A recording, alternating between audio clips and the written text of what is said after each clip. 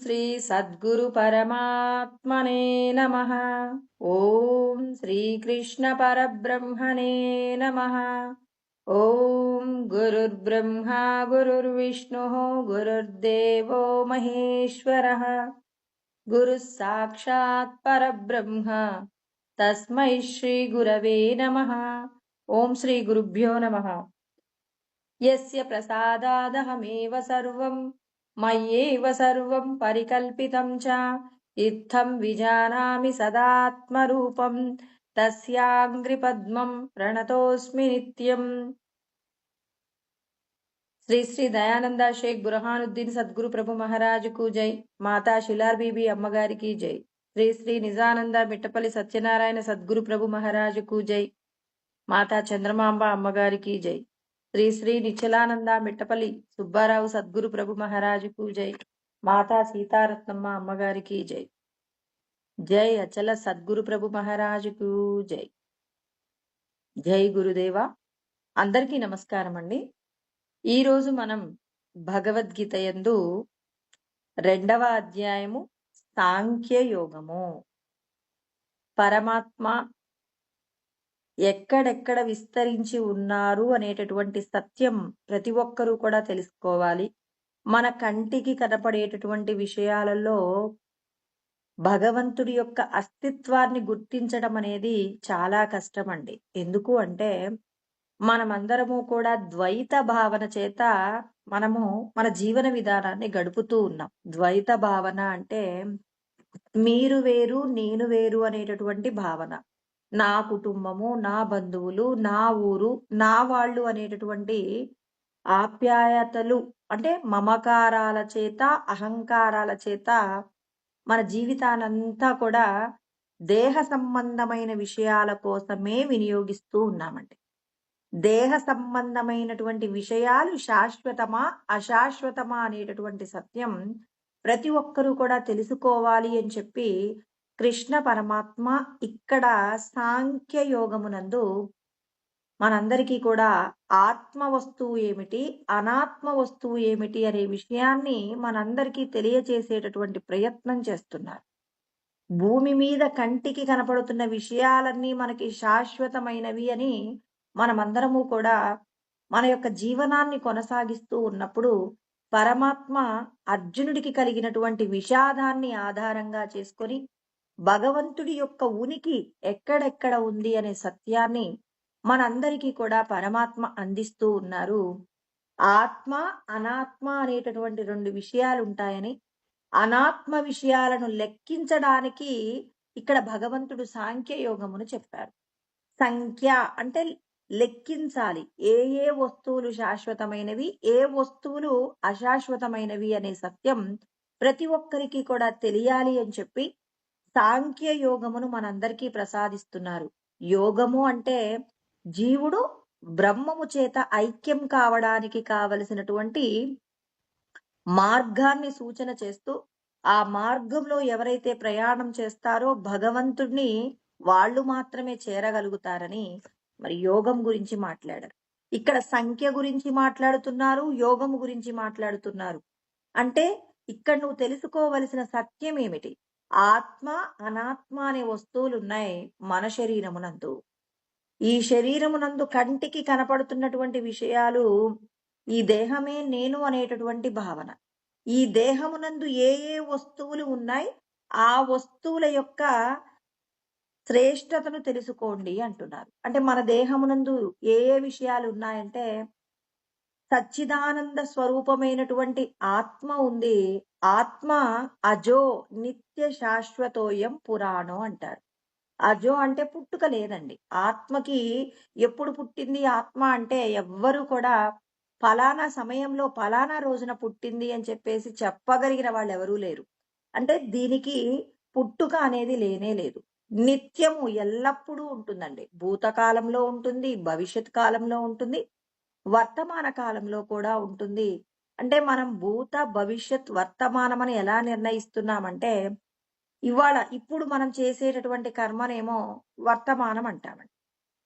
జరిగిపోయిన దానినేమో భూతకాలం అంటున్నాం, జరగబోయే దానినేమో భవిష్యత్తు అంటున్నాం.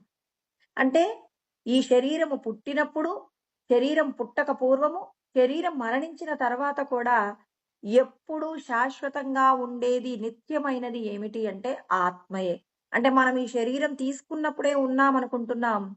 ఈ శరీరము పుట్టక పూర్వము మనమున్నాం. ఈ శరీరంతో ఉన్నప్పుడు ఉంటున్నాం.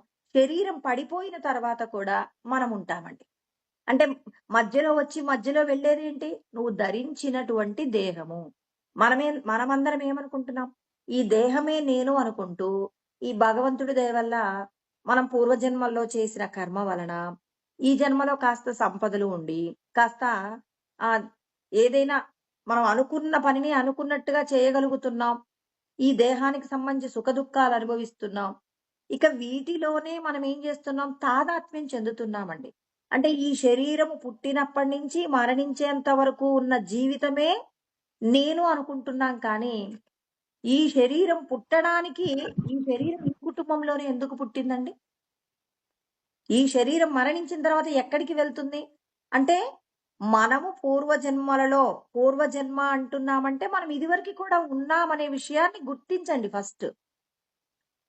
పరమాత్మ ఎవరిని కూడా వీళ్ళని ఉన్నతమైన కులాలలో పుట్టించాలని, వీళ్ళని ఉన్నతంగా జీవించేలాగా చెయ్యాలని, కొంతమందిని తక్కువ స్థితిలో వాళ్ళని జీవింప చెయ్యాలని, వీళ్ళు అందంగా ఉండాలని, వీళ్ళు అందంగా ఉండకూడదని భగవంతుడు కావాలనే సృష్టి చేశారా? లేకపోతే మనం చేసినటువంటి కర్మల యొక్క ఫలితమే మన యొక్క నామరూపాలకి, మనం అనుభవించే సుఖదుఖాలకి కారణమా? సత్యం తెలుసుకోకుండా ఉన్నప్పుడు అర్జునుడు ఎలా విషాదంలో ఉన్నారండి? వీళ్ళందరూ నా బంధువులంటున్నారు. నీ బంధువులనే వాళ్ళు ఎంతవరకు ఉంటారు? ఈ శరీరంతో నువ్వున్నంత వరకే నీ బంధువులతో కలిసుంటావు. ఈ శరీరం పడిపోయిన తర్వాత నీకు వాళ్ళకేం సంబంధం ఉండదు. సంబంధం లేని విషయాలను శాశ్వతం అనుకుంటున్నావు. శాశ్వతమైనటువంటి బంధాన్ని నువ్వు మరిచిపోతున్నావు. శాశ్వతమైన ధర్మం కోసం నువ్వు జీవించకుండా మధ్యలో కొద్ది రోజుల పాటు జీవించేటటువంటి జీవనంలో మనం ఏం చేస్తున్నాం? ఇక్కడే సుఖమును పొందడం కోసం దుఃఖాన్ని ఎంతైనా మనం ఏం చేస్తున్నాం? దుఃఖాన్ని పూర్ణంగా అనుభవిస్తున్నాం. ఎప్పుడో సుఖం వస్తుంది అని చెప్పేసి ఆరాట పడుతున్నాం. ఎప్పుడు నీకు పూర్ణమైనటువంటి శాంతి లభిస్తుంది అంటే సత్య వస్తువేదో తెలుసుకొని ఆ సత్య వస్తువు కోసం అని చెప్పి ఎవరైతే ప్రయత్నం చేస్తారో ఆ ప్రయత్నం చేసిన వారు మాత్రమే జీవన్ముక్తులవుతారు కానీ, మిగిలినటువంటి వారు జీవన్ముక్తులు కావడానికి అవకాశం లేదు. అందుకే ఆత్మ యొక్క లక్షణాలేంటి? అజో నిత్య శాశ్వతోయం. శాశ్వతంగా ఉంటుందండి. ఎప్పుడూ ఉంటుంది. అంటే మనం ఎప్పుడూ ఉంటాం. మనం మనం ధరించిన ఈ తొడుగుకే బాల్యమని, యవ్వనమని, వృద్ధాప్యమని దీనికే జరామరణములు, దీనికే వ్యాధులు ఉన్నాయి కానీ లోపట ఉన్నటువంటి సచ్చిదానంద స్వరూపాన్ని తెలుసుకున్నటువంటి వారు మాత్రం ఈ దేహ సంబంధమైన విషయాలతో ఎవరు కూడా బంధింపబడటం లేదు. రమణ మహర్షి, రామకృష్ణ పరమహంస మరి ఇలాంటి వాళ్ళని చూడండి. వాళ్ళు ఆత్మగా నిలబడ్డారు. దేహ సంబంధమైన విషయాలను సాక్షిగా చూశారు. మనమెందుకు సాక్షిగా చూసే ప్రయత్నం చేయట్లేదు? అంటే మనం సత్యమేంటో తెలుసుకునే ప్రయత్నంలో మనం లేమండి. మనమెప్పుడు కూడా దేహ సంబంధమైనటువంటి వాళ్ళు, నా బంధువులు మాట్లాడట్లేదని, ఇవాళ తినటానికి రుచికరమైన పదార్థం దొరకలేదని, అంటే విషయాల కోసమే మనం వెంపర్లాడుతున్నాం కానీ, సత్య వస్తువు కోసం మనం ప్రయత్నం చెయ్యటం లేదు. సత్య వస్తువు ఏమిటి? ఆత్మ ఎప్పుడూ ఉంటుంది. ఈ శరీరము నువ్వు కాదు అనేటటువంటి జ్ఞానం ఎప్పుడూ కలిగి ఉండాలని ఇక్కడ కృష్ణ పరమాత్మ అనాత్మ వస్తువుల గురించి చెప్తున్నారు. ఏమేమి ఉన్నాయండి అనాత్మ వస్తువులు అంటే మన శరీరం నందు 24 తత్వముల గురించి చెప్పారండి. పరమాత్మ ఇచ్చినవే ఇవన్నీ కూడా. తత్వము, తత్ అంటే పరమాత్మ, త్వం అంటే నీవు. ఏదైతే నీవు అనుకుంటున్నావో అది పరమాత్మ యొక్క శక్తియే కాని నువ్వు కాదు. అంటే పంచభూతాలతో కూడిన దేహము కూడా పరమాత్మదేనండి. ఇప్పుడు ఒక బొమ్మ ఉందండి. ఆ బొమ్మలో బ్యాటరీ వేయలేదు. ఇప్పుడది ఉపయోగం లేకుండా ఉంటుంది. ఇప్పుడు ఆ బొమ్మలో గనక మనం బ్యాటరీ ఏసామనుకోండి, ఆ బొమ్మ వల్ల ఎటువంటి ప్రయోజనము నెరవేరాలని బొమ్మ తయారు చేశారో, ఆ విధంగా ఆ బొమ్మ కదులుతుందండి. అంటే బొమ్మ కదులుతుంది అంటే అందులో బ్యాటరీ ఉంది. ఈ శరీరం కదలాలి అంటే ఇందులోపట ఆత్మశక్తి, అంటే ఆ భగవంతుడు జీవశక్తిని ఈ శరీరంలోకి ప్రవేశపెట్టాడండి. ఈ జీవశక్తి ఆధారంగా ఈ శరీరం కదులుతుంది. ఎప్పుడైతే భగవంతుడు ఈ శరీరానికి సంబంధించి ఈ జీవుడు అనుభవించేటటువంటి ఆ శ్వాసలు పూర్తయిపోతాయో, వెంటనే ఆ జీవశక్తిని ఈ దేహంలో నుంచి తీసేశాడనుకోండి, అప్పుడు ఆ శరీరం ఏమవుతుంది? ఇప్పటి వరకు నామరూపాలతో పిలువబడిన వ్యక్తి ఇప్పుడేమవుతున్నారు? శవంగా మారుతున్నారు.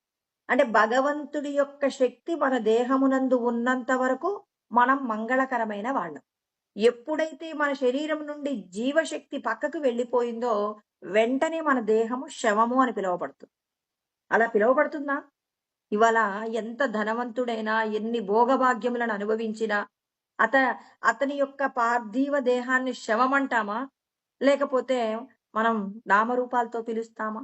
పలానా వ్యక్తి శవమైపోయాడండి అంటారు. అంటే మంగళకరమైనటువంటి చైతన్యము పక్కకు వెళ్ళిపోయింది.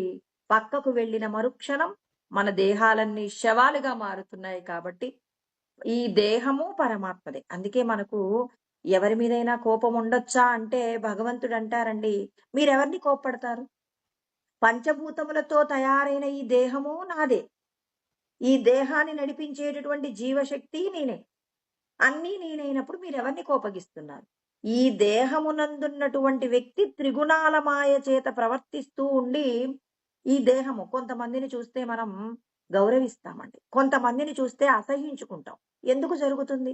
ఈ దేహము యందు ఉన్న జీవుడు చేసేటటువంటి పొరపాటు. ఇప్పుడు ఆహ్, మనమందరం బాగా విచారణ చేయాలంటే 'రోబో' సినిమా ఉందండి. ఆ సినిమాలో అతనేం చేశాడు? సమాజానికి ఉపయోగపడాలి ఈ ఎలక్ట్రానిక్ వస్తువు అని చెప్పేసి దాన్నేం చేశాడు? సమాజానికి ఉపయోగపడేలాగా ఒక చిప్పేసాడండి. Green colour చిప్పేసాడు. వెయ్యగానే అప్పుడు ఆ రోబో ఏం చేసింది? అందరికీ ప్రయోజనకరంగా మారింది. ఎప్పుడైతే ఒక దుర్మార్గుడు దానిని తన అవసరాలకు వాడుకోవాలనుకున్నాడో, అందులో ఒక రెడ్ చిప్పేసాడండి. వెయ్యగానే ఏం జరిగింది? ఇప్పుడు ఇప్పటి వరకు సమాజానికి ఉపయోగపడుతుందనుకున్న బొమ్మ, ఇప్పుడు సమాజాన్ని నాశనం చేసేటటువంటి పరిస్థితిలో తయారైంది. అంటే త్రిగుణాల మాయలో ఉన్న వ్యక్తి ఏమో పాపపు కర్మలు చేస్తారు. సత్వగుణముతో కూడి భగవంతుడి యొక్క జ్ఞానము తెలుసుకున్నటువంటి వ్యక్తి ఏమో సమాజానికి ఉపయోగపడతాడు. భగవంతుడిని తెలుసుకుంటాడు. భగవంతుడు చెప్పిన కార్యం నిర్వర్తిస్తాడు. పరమాత్మతో ఐక్యమవుతాడు. అంటే మనం ఏ విషయాన్ని చూస్తున్నాము అనే దానిలో భగవంతుడి యొక్క జ్ఞానము ఎంత మేరకు ఉంది అని, అంటే మనం ఏ పని చేస్తున్నా నీ గుణాన్ని బట్టే అక్కడ ఉన్న విషయాన్ని తీసుకుంటామండి. ఎవరి జీవితంలో జరిగిన సంఘటన గురించి చెప్పినా, ఎవరి జీవితాలనైనా మనం దగ్గర నుండి గమనిస్తున్నా, నీ గుణాన్ని బట్టే అవతలి వారి యొక్క గుణాలను నువ్వు అంచనా వేస్తావు. వాళ్ళు చేసిన పనులను అంచనా వేస్తావు. ఇప్పుడు ఒకే సినిమాను 3 గుణాలున్న వ్యక్తులు చూస్తున్నారనుకోండి. సత్వగుణం ఉన్నటువంటి వ్యక్తి మంచి తీసుకుంటాడు. రజోగుణం ఉన్న వ్యక్తి భార్యాబిడ్డల పైన ఉన్న మమకారం చేత అప్పుడప్పుడు ధర్మం తప్పొచ్చు అని కూడా తెలుసుకుంటాడు. ఇక తమో గుణం ఉన్న వ్యక్తి ఇతరులను ఇబ్బంది పెట్టి గొప్పగా జీవించడం ఎలాగో నేర్చుకుంటాడు. అంటే ఏ కష్టము చేయకుండానే సుఖపడటానికి నిరంతరం ప్రయత్నం చేసేవాడు తమోగుణం. అంటే ఒకరి గురించి మనం చెప్తున్నామంటే, మంచిని తీసుకుంటున్నావంటే భగవంతుడి యొక్క జ్ఞానము నీకుంది.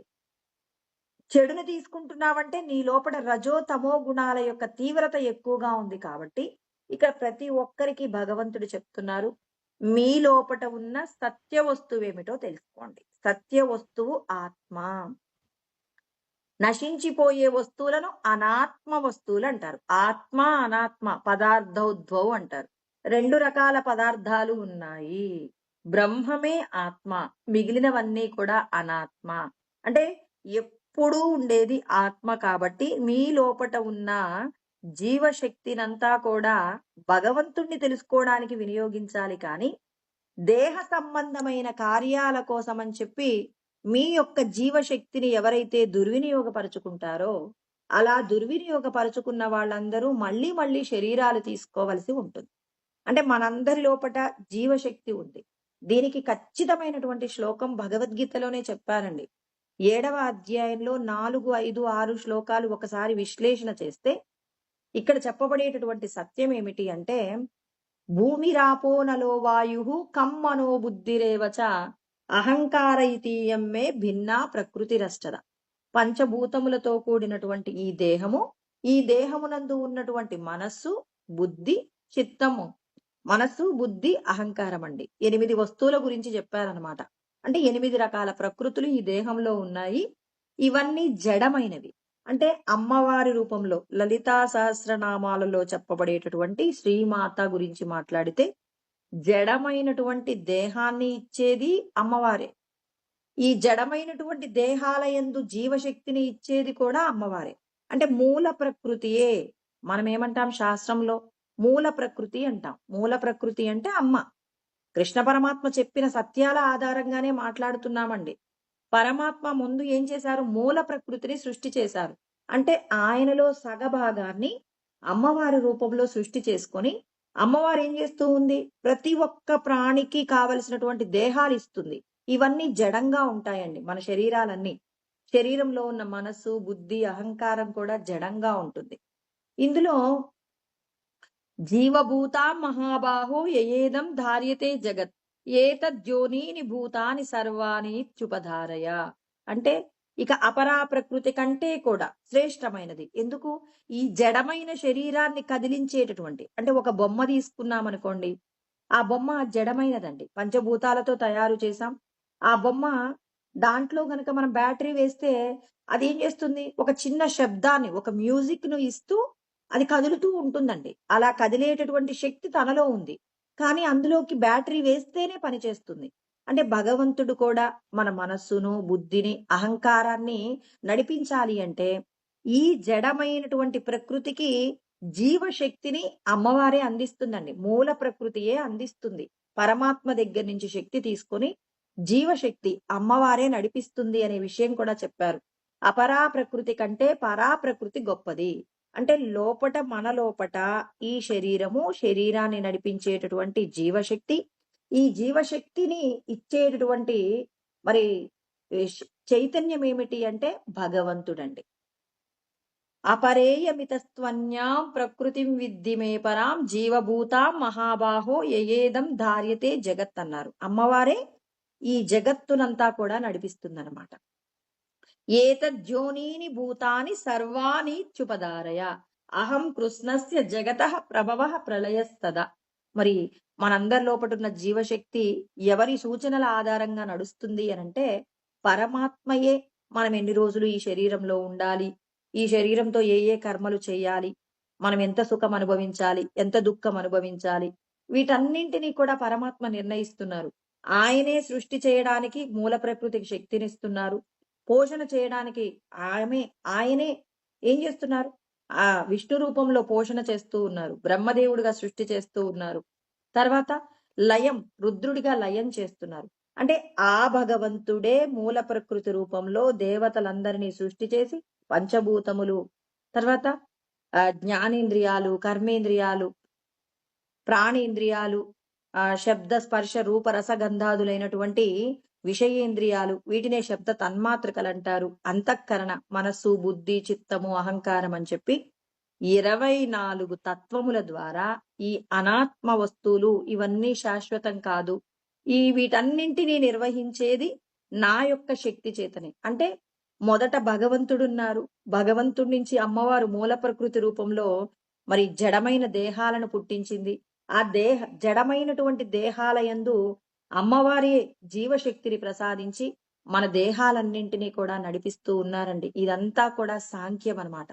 అంటే నశించిపోయేటటువంటి మరి ఈ దేహములో ఉన్నటువంటి ఏవైతే మరి జ్ఞానేంద్రియ, కర్మేంద్రియ, ప్రాణేంద్రియ, అంతరేంద్రియాలు, వీటితో పాటుగా మరి కర్మేంద్రియాలండి. అంటే మనం ఇక్కడ ఏం చెప్పుకున్నాం? జ్ఞానేంద్రియాలు చెప్పుకున్నాం, కర్మేంద్రియాలు చెప్పుకున్నాం, ప్రాణేంద్రియాలు చెప్పుకున్నాం, తర్వాత పంచ తన్మాత్రకల గురించి మాట్లాడుకుంటున్నాం. అంతఃకరణ అంటారు మనసు, బుద్ధి, చిత్తము, అహంకారము. మొత్తం 24 తత్వాలు ఇవన్నీ కూడా ఉన్నాయండి. అంటే ఈ 24 తత్వాలు అన్నీ కూడా జడమైనవి. వీటన్నింటి జడమైన వాటిలో శక్తినిచ్చేటటువంటి మరి అమ్మవారు కూడా ఉంది. పరాశక్తి కూడా ఇందులోనే నిక్షిప్తమై ఉంది. అంటే ఇదంతా కూడా అమ్మవారు మూల ప్రకృతి. ఇదంతా నశించిపోయేది. నశించిపోయేటటువంటి మరి ఈ విషయాలకు వస్తువులన్నింటికీ శక్తినిచ్చేటటువంటి పరంధాముడు ఉన్నాడు. అంటే మన లోపటున్న జీవశక్తిని భగవంతుణ్ణి తెలుసుకోవడానికే మనం ఖర్చు చేయాలి. అంటే భగవంతుడు చెప్పిన ధర్మాన్ని ఆచరించడానికే జీవించాలి కానీ దేహ సంబంధమైన సౌఖ్యాల కోసం భగవంతుడు చెప్పిన ధర్మాన్ని విడిచిపెట్టడానికి వీల్లేదు. ఎవరైతే అలా విడిచిపెడతారో విడిచిపెట్టినటువంటి వాళ్ళు దేహ సంబంధమైనటువంటి రాగము, ద్వేషము ఎవరెవరిలో అయితే ఎంతెంత మాత్రం ఉంటుందో వాళ్ళందరూ మళ్ళీ శరీరాలను తీసుకొని ఈ శరీరాలకు సంబంధించినటువంటి సుఖ దుఃఖాలను పొందుతారు. ఇవాళే పొద్దున నేను ప్రణవానంద స్వామి వారు చెప్పారండి. మనం ఎప్పుడూ చెప్పుకుంటామండి. ఏమని చెప్పుకుంటాం? మనము ఎన్నో లక్షల కోట్ల జన్మలలో పుణ్యం చేస్తే మనిషిగా పుట్టాము అంటారు. మరి ఈ మనిషిగా పుట్టడం గురించి చక్కగా చెప్పారండి. ఏంటి అంటే మనం ఎంత దుఃఖాన్ని అనుభవించామో, మన కన్నీరు ఎంత ఉంది అనంటే మనం అనుభవించిన దుఃఖము ఆ నీరంతా కూడా సముద్రంతో పోల్చారండి. సముద్రంలో ఉన్నటువంటి నీటితో పోల్చారు. అంటే మనము మానవ జన్మకు రావటానికి పూర్వం ఎంత దుఃఖంతో ఎంత కన్నీరు కార్చామో ఎంత చక్కగా చెప్పారో. మనం ఎప్పుడూ కూడా ఎలా చెప్తాం? కొన్ని కోట్ల జన్మల యొక్క ప్రయత్నం అక్కడ ఆయా దేహాలను అనుభవించేసి ఎన్నో దుఃఖములను పొందాము అని చెప్పేసి చెప్పుకుంటున్నాం. అంటే సుఖ దుఃఖములను అనుభవించగలిగిన జన్మ మానవ జన్మ అండి. కేవలం దుఃఖాలను అనుభవించేటటువంటి జన్మలన్నీ మిగిలినటువంటి జన్మలు. ఇన్ని రకాల 84 లక్షల రకాల ఉపాధులలో మానవ జన్మ తప్ప మిగిలిన జన్మలలో దుఃఖమే ఉంటుంది. ఆనందానుభూతి ఏమి ఉండదండి. ఇక్కడ ఆనందముతో పాటుగా దుఃఖాన్ని కూడా అనుభవిస్తూ శాశ్వతమైన ఆత్మ వస్తువుని తెలుసుకోగలిగిన స్థితి ఒక్క మానవుడికే ఉందన్నమాట.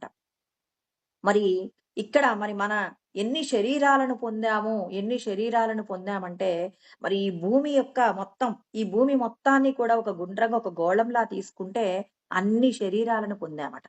చాలా చక్కగా చెప్పారండి ప్రణవానంద స్వామి వారు చెప్పారు. తర్వాత మరి మనం ఆ శరీరాలలో మనకు ఉన్నటువంటి ఎముకలన్నీ కూడా పోగేస్తే, అంటే ఒక పెద్ద పర్వతానికి ఒక పర్వతం తయారవ్వాలి అంటే ఎన్ని ఎముకలు ఉంటే ఒక పర్వతం తయారవుతుందో, అంటే మనము అన్ని శరీరాలను ధరించి అన్ని ఎముకలు పోగైతే ఒక పర్వతం ఎంత అవుతుందో మరి అంత పర్వతం అంతా అయ్యెన్ని జన్మలు ఎత్తామని ఎంత చక్కగా చెప్పారో చూడండి. అంటే మనం ఎన్ని జన్మలు ఎత్తాము అనటానికి మనం ఎప్పుడు లక్షల జన్మలండి, కోట్ల జన్మలండి అంటుంటే ఏదో మనకి సులభంగా ఉంటుంది. లక్షలు కోట్లు అంటున్నాం కానీ దాన్ని మనసు ఇంకా బాగా అర్థం చేసుకోవాలంటే చాలా చక్కగా చెప్పారండి. మరి ఈ విషయం ఏంటి అంటే ఇంత మన లోపట ఇన్ని రకాలైనటువంటి శరీరాలు పొంది ఇంత దుఃఖాన్ని అనుభవించి మనమందరము కూడా మానవ శరీరంలో శాశ్వతమైన బ్రహ్మానందాన్ని పొందడానికి కావలసినటువంటి గొప్ప ఉపాధి మనం పొందామంటే ఈశ్వరుడి యొక్క అనుగ్రహం అట. ఆ ఈశ్వరుడి యొక్క అనుగ్రహం ఉంది కాబట్టే ఇవాళ నీ లోపల భగవంతుడున్నాడని, ఆ భగవంతుడిని తెలుసుకోవడమే నీ యొక్క జన్మ లక్ష్యమని నువ్వు ఇవాళ తెలుసుకుంటున్నావంటే నువ్వు ఎన్ని జన్మలలో పుణ్యం చేసి ఉండాలి? ఆయా జన్మలలో నువ్వు చేసిన పుణ్యం మానవ జన్మ వచ్చింది. మనిషిగా పుట్టిన వాళ్ళందరూ భగవంతుడు చెప్పే సత్యాన్ని తెలుసుకోగలుగుతున్నారా? తెలుసుకోలేకపోవడానికి కారణం ఇంకా పుణ్యం సరిపోవట్లేదు. నీ లోపట భగవంతుడున్నాడు. ఆ భగవంతుణ్ణి తెలుసుకోవడానికే నువ్వు నీ జీవశక్తిని వినియోగించుకోవాలే తప్ప నశించిపోయే దేహ సంబంధమైనటువంటి విషయాల కోసం భగవంతుడిచ్చినటువంటి సమయాన్ని ఎవరైతే వృధా చేసుకుంటారో వాళ్ళందరూ కూడా మళ్ళీ ఒక సముద్రం అంత దుఃఖాన్ని పొందవలసి ఉంటుంది. మరి ఒక గోళాకారంగా ఉన్నటువంటి ఒక భూమి అంతా మళ్ళీ శరీరాలు పొందవలసి ఉంటుంది. మరి ఒక కొండ, ఒక పర్వతం తయారు కావడానికి కావలసినటువంటి మరి ఒక ఎముకల గూడు అంటే అన్ని శరీరాలు పొందితే తప్ప మళ్ళీ మానవ జన్మ రాదట. మరి ఈ జన్మలో మన జన్మను మనం సార్థకత చేసుకోవాలి అంటే ఏమీ అనట్లేదు ఆయన. మీరు భగవంతుడు శాస్త్రంలో చెప్పిన విషయాన్ని తెలుసుకొని ఆచరించండి. మీ కుటుంబంతో మీరు సంతోషంగా ఉండండి. అందరితో సంతోషంగా ఉంటూనే భగవంతుడు చెప్పిన ధర్మాన్ని తప్పకుండా జీవించండి. ఆనందం ఉంటుంది. మొదట దుఃఖం వస్తుందేమో కానీ దుఃఖము తదనంతరం శాశ్వతమైన ఆనందం వస్తుంది. ఈ జన్మలోనే నేను గొప్పగా జీవించాలని ధర్మాన్ని తప్పి అధర్మంగా డబ్బు సంపాదించిన, భగవంతుడు చెప్పిన నియమాలతో కూడి మనం జీవించకపోయినా ఎన్నో రకాలైనటువంటి ఆ ప్రమాదాలను మనం అందరం కూడా అనుభవించవలసి వస్తుంది. కాబట్టి భగవంతుడు మనందరికీ చెప్తున్నారు, శాశ్వతమైనటువంటి బ్రహ్మమును తెలుసుకునేటటువంటి ప్రయత్నం చేయండి. ఈ ప్రయత్నంలో ఎవరైతే భగవంతుడు చెప్పినట్టుగా సాధన చేస్తారో వాళ్ళకి భగవంతుడు అంటున్నారు, మీకు ఏమి ఇబ్బంది లేదు, మీకేం కావాలో ఇస్తాను, ఇచ్చిన దాన్ని నిలబెడతాను, నేను చెప్పినటువంటి నియమాలతో జీవించండి చాలు. అంటే భగవంతుడే మనకు రక్షణ ఇస్తా అంటున్నప్పుడు మరి ఎవరి మీదనో ఆధారపడటం ఎందుకండి? ఆయన నాకు ఈ ఉపకారం చేస్తే బావుండు, వాళ్ళు నాకు ఈ పని చేసి పెడితే బావుండని ఎందుకు? మీకే కష్టం వచ్చినా భగవంతుడినే ఆశ్రయించండి. భగవంతుడితో ఎలాంటి సంబంధం ఉండాలంటే, మీకేదైనా కష్టం వచ్చింది, ఎవరికో వెళ్లి చెప్పడం కాదు. ముందు ఒకసారి కళ్ళు మూసుకొని, స్వామి నాకు ఈ కష్టం వచ్చిందండి. ఈ కష్టంలో నుంచి నేను ఎలా బయటపడాలో నాకు అర్థం కావట్లేదు స్వామి. మీరున్నారు, నాకేం భయం లేదు. నాకేదో ఒక విధంగా మార్గం సూచన చేస్తారు. మీరుండగా నాకేంటి భయమని ప్రతిసారి మీరు అలాగే చెప్పుకుంటున్నారనుకోండి.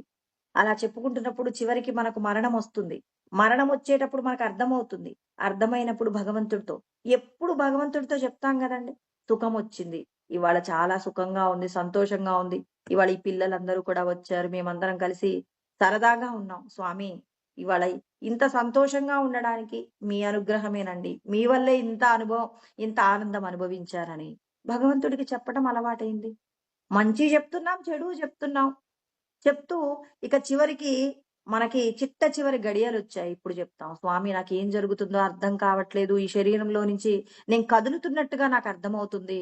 ఇక మీరే చూసుకోవాలి. నాకు భయం కలుగుతుంది స్వామి అని చెప్పేసి మళ్ళీ భగవంతుడికి వెళ్ళిపోయేటప్పుడు కూడా ఆయన్నే స్మరణ చేస్తున్నాం. స్వామి చూసుకోండి స్వామి, ఏం జరిగినా మీదే భారం. ఎప్పుడైనా మీరు నాకు మంచే చేస్తారు. ఇప్పుడు కూడా నాకు మంచే చేస్తారని ఇప్పుడు మనం ఎవరితో రిలేషన్ పెట్టుకున్నాం? నీ లోపటున్న భగవంతుడితో రిలేషన్ నువ్వు పెట్టుకో. ఇప్పుడు నీకొచ్చిన ఇప్పుడు నిన్ను రక్షించేదెవరు? ఈ శరీరంలో నుంచి తీసి నీ సాధనకు తగినట్టుగా నిన్ను ఎక్కడ చేర్చాలో అక్కడ చేరుస్తారు పరమాత్మ. మనమేం చేస్తాం? అయ్యో! నా కూతురంటే చాలా ఇష్టం, నా కూతురిని నేను వదిలిపెట్టి వెళ్ళిపోతున్నానని చెప్పేసి దేహత్యాగం చేశారనుకోండి. ఆ కూతురు దగ్గర నువ్వు జీవించడానికి ఒక పశుపక్షాది జన్మలు పొందాల్సి. అంటే తిరియకంటే వెన్నుపూస అడ్డంగా ఉన్నటువంటి పశుపక్షాది జన్మలలోకి వెళ్ళిపోతాం. దేహ సంబంధమైన విషయాలన్నీ కూడా మీకు ఈ విధమైనటువంటి జన్మలనే ప్రసాదిస్తాయి అని శాస్త్రం తెలియచేస్తుంది. కాబట్టి సత్య వస్తువుని తెలుసుకోవాలంటే సాంఖ్యము గురించి ప్రతి ఒక్కరికి తెలియాలి అని కృష్ణ పరమాత్మ మనందరికీ కూడా సూచన చేస్తున్నారు. సాంఖ్యము ఆత్మ అనాత్మ వస్తువుల గురించి తెలుసుకోండి. అనాత్మ వస్తువులన్నీ జడమైనవి, నశించిపోయేవని తెలుసుకొని నశించిపోయేటటువంటి విషయాల గురించినటువంటి జ్ఞానాన్ని మనం ఏం చేయాలి? తగ్గించుకుంటూ శాశ్వతమైన పరబ్రహ్మమును గురించి నిరంతరం ప్రయత్నం చేస్తూ ఉన్నామనుకోండి, అప్పుడు మనం పరమాత్మనే పొందుతామన్నమాట. ఇక్కడ అర్జునుడి యొక్క విషాదం అండి. అర్జునుడు తన బంధువులైనటువంటి వాళ్ళందరినీ చూసి స్వజనం స్వజనం అంటూ ఉన్నాడండి. చిట్ట చివరికి ఏమన్నాడు ఆయన? యదిమామ ప్రతీకారం అశస్త్రం శస్త్రపానయ దార్తరాష్ట్రాన్ రణే హన్యు తన్మే క్షేమతరం భవేత్. వాళ్ళందరూ అంటే కౌరవ పక్షంలో ఉన్న వాళ్ళందరూ శస్త్రములను పట్టుకుని నన్ను చంపడానికి ప్రయత్నం చెయ్యనివ్వండి, చనిపోతాను, సంతోషంగా చనిపోతాను. స్వజనుల కంటే కూడా నాకు ఏది ముఖ్యమైనది కాదు. మా బంధువర్గానంతా నేను చంపటం నేను ఒప్పుకోను. నా బంధువర్గం లేకుండా నేను జీవించలేను. నా వల్ల కాదు. నన్ను విడిచిపెట్టండి అని చెప్పేసి, అంటే నన్ను ఎలాగైనా ఈ యుద్ధం చేయకుండా నన్ను రక్షించండి, మా వాళ్ళందరికీ కూడా ప్రాణభిక్ష పెట్టండి అనేటటువంటి మాటను కూడా కృష్ణ పరమాత్మతో వేడుకుంటాడండి. నా వల్ల కాదండి, నేను యుద్ధం చేయలేను. ఇక నా శరీరంలో ఉన్న శక్తి అంతా కూడా ఏమైంది? నా శక్తి అంతా కూడా వీళ్ళందరినీ చూసేసరికి శక్తి అంతా తరిగిపోయిందండి. ఇప్పుడు నన్నేం చేయమంటారు? నాకు ఈ రథములో నిలబడగలిగినటువంటి శక్తి కూడా లేదు అన్నాడండి. విసృజ్య శశరం చాపం శోక సంవిఘ్న మానసః. మరి వ్యాకులతతో కూడినటువంటి మనస్సు చేత తన శరీరంతో తాను నిలబడలేక చేతిలో ఉన్నటువంటి మరి ఆ బాణము, ఆ తర్వాత విల్లు రెండూ కూడా కిందకు జారిపోతూ ఉన్నాయన్నమాట. అంటే చతికిలబడిపోయాడనమాట. అంతటి దుఃఖంతో ఉన్నటువంటి అర్జునుడు గురించి సంజయుడు చెప్తున్నాడనమాట. తం తథా కృపయావిష్టం అశ్రుపూర్ణా కులేక్షణం విషీదంతమిదం వాక్యం ఉవాచ మధుసూదన. మరి ఇక్కడ కృష్ణ పరమాత్మ మధువు అనేటటువంటి ఒక రాక్షసుని చంపి ఉండటం వల్ల మరి కృష్ణ పరమాత్మను మధుసూదన అని చెప్పేసి మరి సంజయుడు పిలుస్తున్నారనమాట. సంజయుడు చెప్తున్నాడు అనమాట ధృతరాష్ట్రుడికి. ఏమంటున్నారు?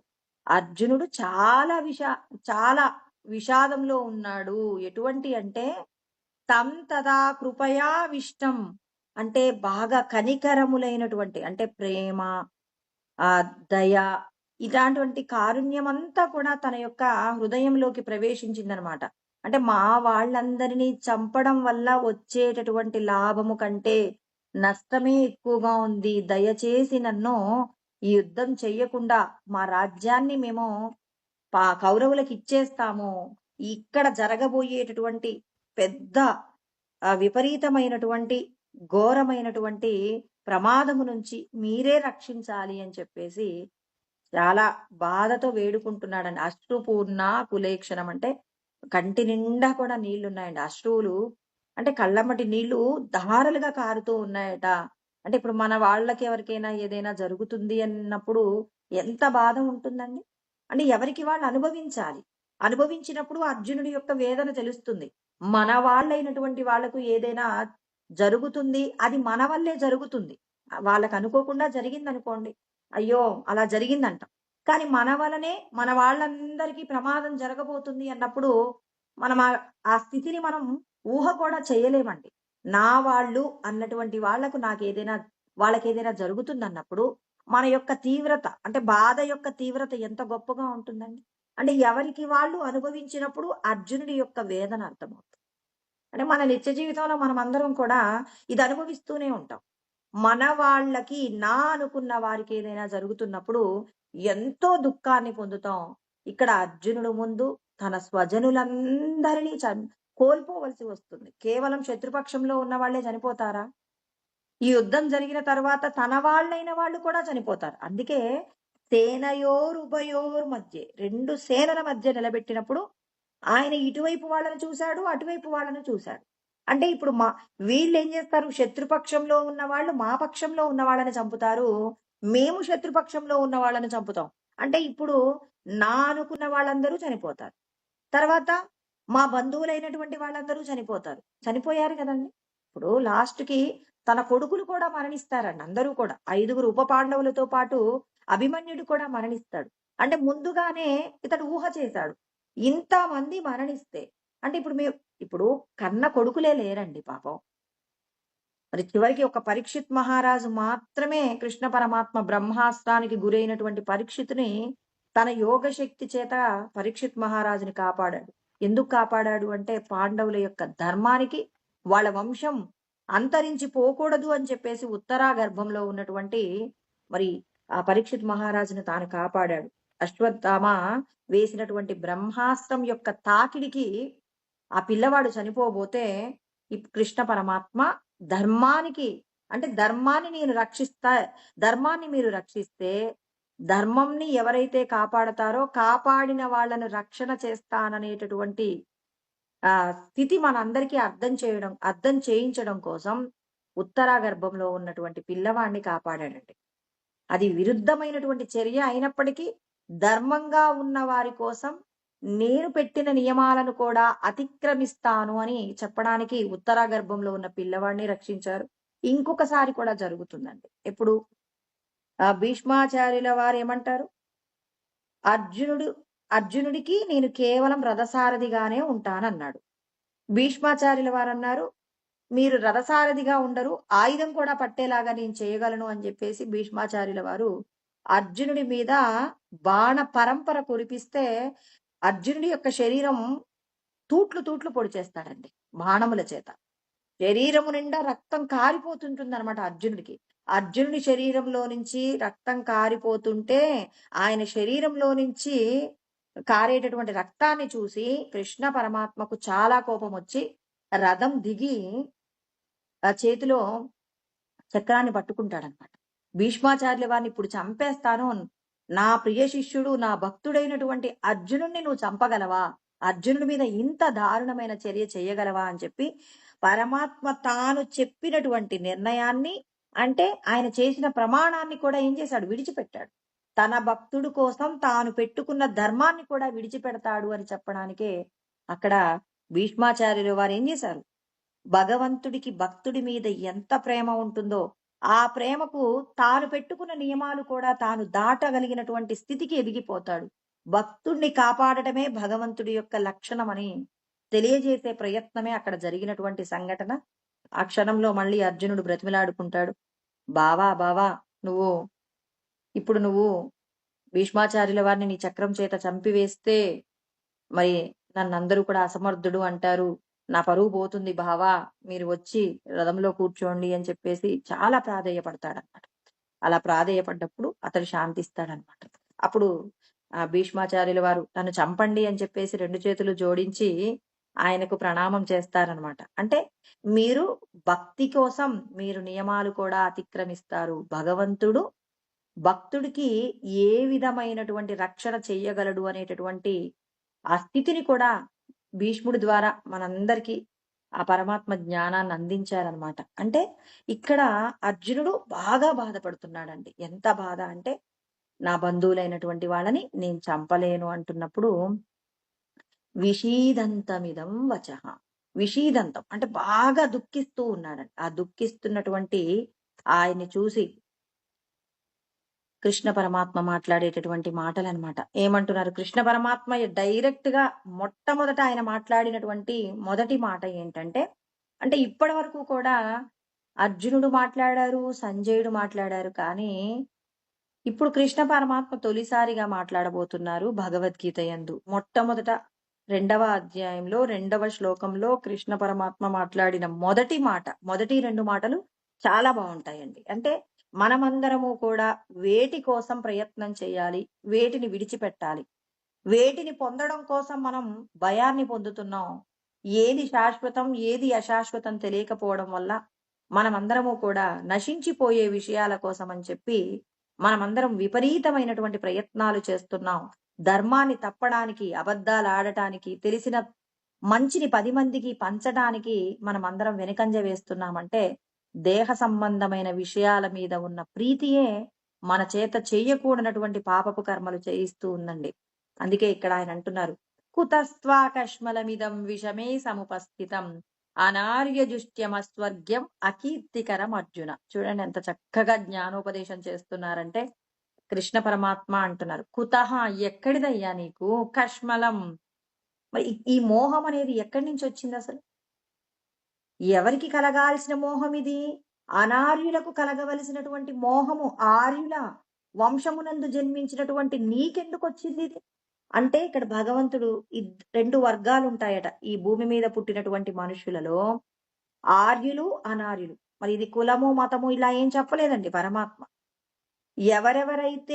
ఎవరెవరిలో అయితే దుష్ట లక్షణాలు ఉంటాయో వాళ్ళందరూ కూడా అనార్యులు. ఇప్పుడు కులానికి సంబంధించి చూస్తే పాండవులు కౌరవులు కూడా ఒకే కులానికి సంబంధించిన వాళ్ళు కదండి. మరి ఒకే కులానికి సంబంధించినటువంటి వాళ్ళైనప్పటికీ కూడా మరి పాండవుల యందేమో ధర్మరక్షణ చెయ్యాలనేటటువంటి గుణము కలిగింది. మరి కౌరవులకేమో ఇతరుల యొక్క సంపదలను అనుభవించాలనేటటువంటి కోరిక కలిగింది.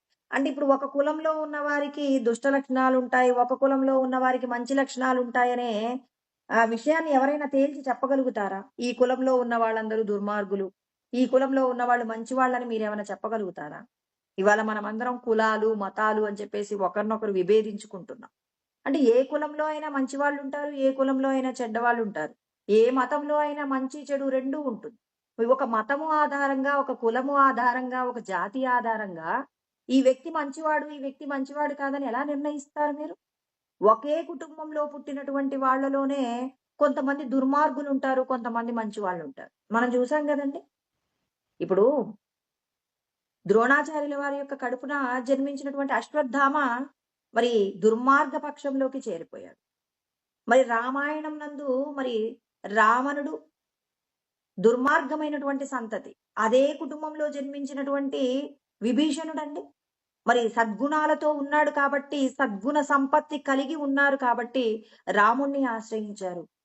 వాళ్ళ అన్నగారు దుర్మార్గమైనటువంటి గుణాలను కలిగి ఉన్నారు కాబట్టి వేరొకరి యొక్క సంపదలను అనుభవించాలనేటటువంటి కోరిక చేత పాపపు కర్మలు చేశారు. అంటే ఒక కుటుంబం, వీళ్ళ కుటుంబం చెడ్డది అని అనటానికి ఎక్కడైనా ఆధారం ఉందా? కులంలోనే కాదు, ఒక కుటుంబంలోనే పుట్టినటువంటి ఇంకా ఒక కుటుంబమేనా? ఒకప్పుడు పరమ దుర్మార్గమైనటువంటి పనులు చేసి మరి గొప్పవాళ్ళుగా మారిన వాళ్ళు ఎంతమంది లేరు? అంటే ఒక మనిషిలో ఒక వ్యక్తి తప్పు చేశాడని ఆ వ్యక్తిని నింద చేయడానికి నీకేమైనా అర్హత ఉందా? ఆ వ్యక్తి పూర్వజన్మలలో చేసినటువంటి పాపపు కర్మ ఉన్నంత వరకు కూడా ఏం చేస్తాడు? పాపపు పనులే చేస్తాడు. ఎప్పుడైతే నేను చేసింది పాపము అని పశ్చాత్తాపడతాడో, పశ్చాత్తాపడగానే భగవంతుడు ఏం చేస్తాడు? వెంటనే అతనికి భగవంతుణ్ణి తెలుసుకోగలిగినటువంటి గొప్ప యోగమును ప్రసాదిస్తాడు. అంటే ఇప్పుడు మీరు ఎవరినైనా విమర్శించడానికి కులమని, జాతని, మతమని, ఒక కులంలో, ఒక కుటుంబంలో పుట్టాడని, లేకపోతే ఒక వ్యక్తి వీడు మంచివాడు కాదని నిర్ణయించడానికి నీకేమైనా అధికారం ఉందా? ఈ వ్యక్తి చెడ్డవాడు అనటానికి నీకేం అర్హత ఉందండి? అర్హత లేదనే కదా పరమాత్మ చెప్పేది. మనం చరిత్రలో ఎంతో మందిని చూస్తున్నామండి. చెడ్డవాళ్ళు అన్నవాళ్ళు మంచివాళ్ళుగా మారి పరమాత్మను తెలుసుకున్నటువంటి వాళ్ళు ఎంతమంది లేరు? మరి ఇంతమంది ఉండగా ఇంతమంది అంటే భగవంతుడు చెప్పారు, అపిచే సుదురాచారో భజతే మామనన్యభ. ఎంతటి పాపము చేసిన వాళ్ళైనా చేసింది తప్పు అని తెలుసుకొని పశ్చాత్తాపడి నన్ను భజిస్తే వాళ్ళని తొందరగా అనుగ్రహిస్తానని కృష్ణ పరమాత్మ భగవద్గీతలోనే చెప్పారండి. ఎన్ని పాపములు చేసినా అపిచేదసి పాపేభ్య సర్వేభ్య పాపకృత్తమ సర్వం జ్ఞాన ప్లవేనైవ వృజినం సంతరిష్యసి అంటారు. 4వ అధ్యాయం 36 శ్లోకంలో చెప్పారండి. ఎంతటి పాపము చేసిన వారైనప్పటికీ కూడా మరి వాళ్ళు భగవంతుడి యొక్క జ్ఞానాన్ని తెలుసుకొని, అంటే మనమేమంటాం, అయ్యో చాలా మంది అంటుంటారండి, పలానా టైంలో వీళ్ళు పలానా తప్పులు చేశారండి, వాళ్ళని గురువుగారి దగ్గరికి తీసుకురావచ్చా, వాళ్ళకి జ్ఞానోపదేశం చేయించచ్చా అని చాలా మంది ప్రశ్నలు అడుగుతారు. అంటే మనం ఎప్పుడూ తప్పు చేయలేదా? కొందరి తప్పులేమో బయట వారికి కూడా తెలిసేలాంటి తప్పులు ఉంటాయండి. కొన్ని తప్పులు మనం లోపట చేసేవి ఉంటాయి. ఆ తప్పులు బయటి వాళ్లకు తెలియదు కానీ లోగుట్టు పెరుమాళ్ళకి ఎరుక అంటారు కదండి. అంటే మనమందరం తప్పులు చేయకుండానే భగవంతుడు చెప్పినటువంటి జ్ఞానం తెలుసుకునే వైపుగా వెళ్ళామా? అంటే మనమందరం ఏమనుకుంటాం అంటే మేము పరిశుద్ధులమండి అంటాం. ఎవరైనా తప్పు చేయకుండా, తప్పు అంటే కొన్ని సమాజము దూషణ చేసేటటువంటి తప్పులుంటాయి. కొంతమంది లోపటనే ఏంటి అవతలి వాళ్ళ యొక్క క్షేమాన్ని కోరుకోకుండా, ఎవరైనా బాగుపడితే చూడలేనటువంటి అసూయ గుణం చేత లోపట ఉంటారు కానీ కనపడరు. ఇప్పుడు ధృతరాష్ట్రుడు ఉన్నాడండి, ఆయన అన్ని కూడా పాపపు ఆలోచనలతోనే ఉంటాడు. పైకి మాత్రం ఈ పని చెయ్యొచ్చా అంటే, అయ్యో ఇలా చేయకూడదు కదా, వాళ్ళు నా తమ్ముడు కొడుకులు కదా, వాళ్ళు కూడా నా కొడుకులతో సమానమే కదా అని ఆ సభ జరుగుతున్నప్పుడు మాట్లాడతాడు. లోపల మాత్రం ఎప్పుడెప్పుడు నా కొడుకులు ఈ ఈ పాండవులందరినీ చంపేసి మరి మా కొడుకులు మాత్రమే రాజ్యాన్ని ఎప్పుడు పొందుతారా అని చెప్పి లోపటంతా దుష్ట ఆలోచనలు చేస్తారు. మరి దుష్ట ఆలోచనలు చేసినటువంటి ఆ వ్యక్తి కాబట్టి తన కొడుకుల్ని తన కళ్ళ ముందే పోగొట్టుకున్నాడండి. ఎవరినైతే ద్వేషించి, ఎవరినైతే చంపి తమ కొడుకులు గొప్పగా ఉండాలనుకున్నారో వాళ్ళ దగ్గరే వాళ్ళ కొడుకులందరూ మరణిస్తే వాళ్ళింట్లోనే మరి వాళ్ళ వాళ్ళ వాళ్ళ యొక్క రక్షణలోనే కొంతకాలం పాటు ధృతరాష్ట్రుడు మరి ఆయన భార్య గాంధారి కలిసి ఉంటారు. ఎందుకుంటారు? గత్యంతరం లేక. పైకి మాత్రం మేకవన్నె పులిలాగా ఉంటాడు. అంటే ఫస్ట్ ఎలా ఉంటాడు? లోపట మాత్రం దుర్గుణాలండి, పైకి మాత్రం మేకలాగా ఉంటాడు. అయ్యో ఏవి తెలియనట్టుగా ధృతరాష్ట్రుడి యొక్క చరిత్ర చదివితే ధృతరాష్ట్రుడు అలాగే ఉంటాడు. దుర్యోధనుడు మాత్రం ఎప్పుడు దుష్టమైనటువంటి ఆలోచనలు. అందుకే ఇక్కడ మరి ప్రతి ఒక్కరికి భగవంతుడు చెప్తున్నారనమాట, ఎవరిని మీరెవరు నిర్ణయించలేరు. అందుకే ఎవరి గురించి మనం వీళ్ళు చెడ్డవాళ్ళు అనటానికి వీల్లేదు. వాళ్ళు పూర్వజన్మల్లో చేసిన పాపపు కార్యాలు అనుభవంలో ఉన్నంత వరకు పరమాత్మ ఏం చేస్తారు? వాళ్ళ చేత పాపపు కర్మలు చేయిస్తారు. ఎప్పుడైతే వాళ్ళ పాపం పూర్తవుతుందో వెంటనే వాళ్ళు భగవంతుడి జ్ఞానం తెలుసుకుంటారండి. అంటే ఇక్కడ భగవంతుడు ప్రతి ఒక్కరికి తెలియజేస్తున్నారు, ఎవరిని మీరు వీళ్ళు చెడ్డవాళ్ళు, వీళ్ళు మంచివాళ్ళు అని చెప్పి నిర్ణయించటానికి మీకే అర్హత లేదు. ఎప్పుడు ఏది ఎలా జరగాలో అన్నీ సమయానుకూలంగా జరుగుతాయి కాబట్టి, మీరందరూ కూడా వీలైనంత వరకు ధర్మంగా జీవించటమే రావాలి అని పరమాత్మ చెప్తున్నారు. మీరు ఆర్యులా, అనార్యులా అనేది నిర్ణయించుకోండి. ఇక్కడ అంటున్నాడనమాట. నువ్వేంటి అనార్యుడిలాగా మాట్లాడుతున్నావు? అంటే దుష్ట గుణాలతో, నువ్వు దైవీ లక్షణాలతో పుట్టావు అని చెప్పి కృష్ణ పరమాత్మ అర్జునుడి గురించి మాట్లాడతారండి. ఎక్కడంటే 16వ అధ్యాయంలో 5వ శ్లోకంలో మాట్లాడతారన్నమాట. దైవీ సంపద్విమోక్షాయ నిబంధాయ సురీమత మాశుచ సంపదం దైవీం అభిజాతోసి పాండవ అంటారు. అంటే దైవీ లక్షణాలు ఉన్న వాళ్ళేమో పరమాత్మను చేరుకుంటారు. అసుర లక్షణాలు ఉన్న వాళ్ళందరూ కూడానేమో శిక్షింపబడతారు అంటారు. నువ్వేం భయపడకు. మాశుచహ, నువ్వు భయపడాల్సిన అవసరం లేదు. అర్జున, నువ్వు దైవీ సంపద కలిగినటువంటి లక్షణాలతోనే పుట్టావు. నీవు బెంగపడాల్సిన అవసరం లేదు. అయ్యో, నేను అసుర లక్షణాలతో ఏమైనా పుట్టానా ఏంటి అని చెప్పేసి నువ్వేం బెంగపడాల్సిన అవసరం లేదు. నువ్వు అభిజాతోసి అంటే నువ్వు దైవీ సంపద కలిగినటువంటి గుణాలతోనే నువ్వు పుట్టావు. నువ్వు దాని గురించిన చింతన నీకు అవసరం లేదు. ఇక్కడ చూడండి, ఇక్కడ ఏమంటున్నాడు? అనార్యులకు కలగవలసినటువంటి లక్షణాలన్నీ నీకెందుకు కలిగాయ్యా ఇప్పుడు? అంటే అసుర లక్షణాలు కలిగిన వాళ్లకు ఇటువంటి సందేహాలన్నీ కలుగుతాయి. నీకెందుకు? ఆర్యుడవు నువ్వు అంటే తేల్చి చెప్తున్నాడు. ఇక్కడే చెప్పేశాడు. అక్కడైతే ఇంకా చక్కగా చెప్పాడు. నువ్వు భయపడాల్సిన అవసరం లేదు. నీ లోపల అసుర గుణాలు ఏం లేవు. ఏదో చిన్న దేహ సంబంధమైనటువంటి కొంత అజ్ఞానం వచ్చింది. నీవెవరో నీకు తెలియకపోవడం వల్ల, ఈ దేహమే నువ్వు అనుకోవడం వల్ల వచ్చినటువంటి చిన్న గందరగోళమే తప్ప ఇక మిగిలినటువంటి లక్షణాలు ఏవైనా కానివ్వండి, ఆ లక్షణాలన్నీ కూడా గొప్పవి. అంటే భగవంతుడి యొక్క జ్ఞానము మనం తెలుసుకుంటున్నాము అంటే మన లోపట మాలిన్యమంతా కూడా కరిగిపోయిందండి. అంటే మనం చేసినటువంటి పుణ్యకర్మలు, మనం చేసినటువంటి భగవంతుడి యొక్క స్మరణ, ఇవన్నీ కూడా పరమాత్మను తెలుసుకోవడానికి కావలసినటువంటి స్థితి కలిగింది కాబట్టి పరమాత్ముడు చెప్పేటటువంటి జ్ఞానాన్ని ఇవాళ మనం తెలుసుకుంటున్నాం. ఇలా తెలుసుకోగలిగిన స్థితి మనకి కలిగిందంటే భగవంతుడు చెప్తున్నారండి, మీరేం భయపడాల్సిన అవసరం లేదు. మీరందరూ నేను చెప్పిన మాటలు వినగలుగుతున్నారంటే కొన్ని కోట్ల జన్మల యొక్క ప్రయత్నం. ఆ ప్రయత్నంలో ఇవాళ ఎంతో మంది తెలుసుకోలేనటువంటి సత్యాన్ని ఇవాళ మీరు తెలుసుకుంటున్నారు. అంటే తెలుసుకోగలిగినటువంటి స్థితికి మీరు ఎదిగారు కాబట్టి మీరు భయపడాల్సిన అవసరం లేదు. ఇప్పుడు తెలుసుకున్న దానిని ఆచరిస్తేనేమో నాలో ఉన్నటువంటి పరమానందాన్ని పొందుతారు. ఒకవేళ మీరు తెలుసుకోలేకపోయినా అంటే తెలుసుకున్నప్పటికీ ఆచరించడంలో గనక మీరేదైనా చిన్న చిన్న ఇబ్బందులతో పూర్ణంగా నన్ను తెలుసుకోలేకపోయినా దాని గురించిన చింతన కూడా లేదు. తర్వాత మీకు శ్రేష్టమైనటువంటి శుచీనాం శ్రీమతాం గేహే యోగ భ్రష్టోభిజాయతే. ఎవరైతే నన్ను తెలుసుకోవాలనేటటువంటి ప్రయత్నంలో దేహబంధాలకు సంబంధించినటువంటి ఏవైతే దుఃఖాలు మిమ్మల్ని సాధన సరిగా చేయకుండా చేశాయో, ఈసారి మిమ్మల్ని మంచి శుచి శౌచము కలిగిన శ్రీమంతుల కుటుంబంలో పుట్టింపచేసి మిమ్మల్ని నేనేం చేస్తాను, నా సాధన చేసుకోవడానికి కావలసినటువంటి విధంగా మిమ్మల్ని నేను పుట్టింప చేస్తానని భగవంతుడు అంటున్నారు. ముందు నా గురించి తెలుసుకోండి. నేను చెప్పినటువంటి జ్ఞానాన్ని ఎంతో కొంత ఆచరించే ప్రయత్నం చేయండి.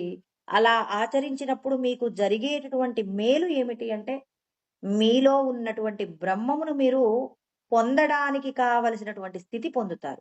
అంటే ఇప్పుడు మీరేం చేయాలి? అందుకే మొట్టమొదట భగవంతుడి యొక్క జ్ఞానం బోధించడానికంటే ముందు ఎవరికి భగవంతుడి యొక్క జ్ఞానం బోధించబడుతుందంటే ఏదో ఒక రూపంలో భగవంతుడి యొక్క రూపాన్ని నిరంతరం స్మరణ చేస్తూ ఉన్నారనుకోండి. వందల వేల సార్లు మనం భగవంతుడి యొక్క నామం పలుకుతున్నప్పుడు భూమిని అంటే గడ్డి రాళ్ళు ఇలా ఉన్నటువంటి పొలాన్ని మరి దున్నుతున్నప్పుడు ఏమవుతుంది, అందులో ఉన్నటువంటి ఆ గడ్డంతా కూడా దున్నిన తర్వాత గడ్డంతా కూడా ఎండిపోతుందండి. ఆ ఉన్నటువంటి రాళ్ళు అవన్నీ కూడా ఏదైతే విత్తనం మొలకెత్తడానికి కొంత ఇబ్బందిగా ఉన్నటువంటి రాళ్ళు, ఈ గడ్డి ఇదంతా కూడా ఏం చేస్తారు, తర్వాత అంతా కూడా ఏరుతారండి. అందులో ఉన్నటువంటి గడ్డి రాళ్ళు అన్ని ఏరి విత్తనం వేయటానికి అనుకూలంగా భూమిని చదును చేస్తారండి. అదే విధంగా మనం ఎన్నో జన్మల నుంచి చేసినటువంటి పాపపు కర్మ ఆహ్, తొలగిపోవాలి అంటే మన చేత ఏం చేయిస్తారు? మొట్టమొదట మనకు తల్లిదండ్రులు ఏం చేస్తారు? అంటే మనం పూర్వజన్మల్లో చేసిన కర్మను బట్టి, ఈ జన్మలో భగవంతుడి నామాన్ని పలకగలిగిన గొప్ప కుటుంబంలో మనం పుట్టామనుకోండి. ఆహ్, పుట్టినప్పటి నుంచి కూడా మనం ఏం చేస్తాం? మన ఇంట్లో ఎవరో ఒకరు కులదైవం ఉంటారు. ఆ దైవాన్ని నిరంతరం మన తల్లిదండ్రులు ఉచ్చరిస్తూ ఉన్నారనుకోండి, స్మరిస్తూ వాళ్ళ పట్ల అపారమైనటువంటి భక్తి కలిగి ఉన్నారనుకోండి, మనకు తెలియకుండానే ఆ నామాన్ని పలుకుతూ ఉంటాం.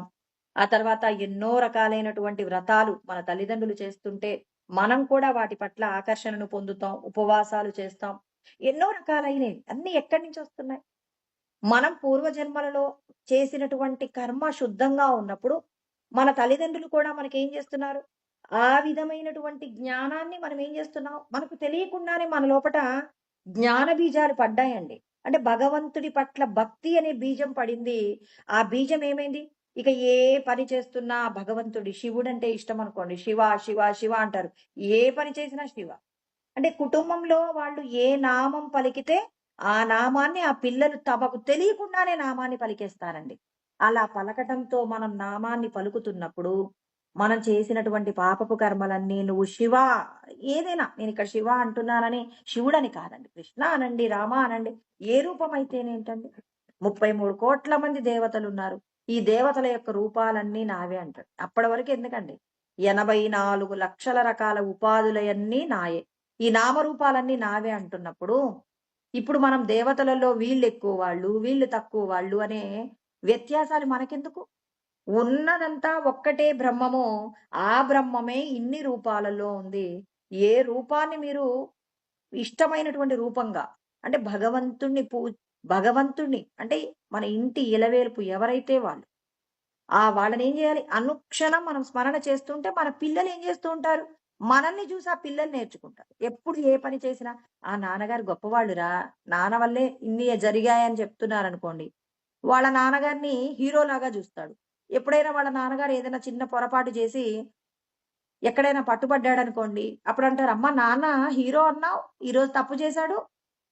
ఇప్పుడు మనం ఏ పని చేసినా భ మన ఇంటి ఇలవేలుపు దయ వల్ల నాన్నగారు ఈ పని చేశార్రా అని చెప్పేసి అన్నామనుకోండి. ఇప్పుడెప్పుడైనా నాన్నగారు ఏదైనా పొరపాటు చేసినా, అయ్యో! ఏదో నాన్న కావాలని చేసి ఉండరు. భగవంతుడా! మా నాన్నగారికి మీ అనుగ్రహం లేకపోవడం వల్ల మా నాన్నగారు ఏదో చిన్న పొరపాటు చేయాల్సొచ్చిందండి అని. ఇప్పుడు చూడండి భగవంతుడినే స్మరణ చేస్తున్నాడు. ఇప్పుడు నాన్నగారి మీద కూడా ఆ పిల్లవాడికి అంత తీవ్ర వ్యతిరేకత రాదండి. ఎప్పుడు మీ నాన్న గొప్పవాడురా, మీ నాన్న తప్పు చేయడురా అంటుంటే, మనిషన్న తర్వాత ఏదో ఒక సందర్భంలో, ఏదో ఒక సమయంలో ఓ చిన్న పొరపాటు చేసే అవకాశం ఉంది కదండీ! అప్పుడు ఆ పొరపాటు ఈ పిల్లవాడి మనసులో ఏమవుతుంది? మా నాన్న మంచివాడనుకున్నాను. ఇవాళ అతను చెడ్డవాడు అని చెప్పేసి నాకర్థమవుతుంది.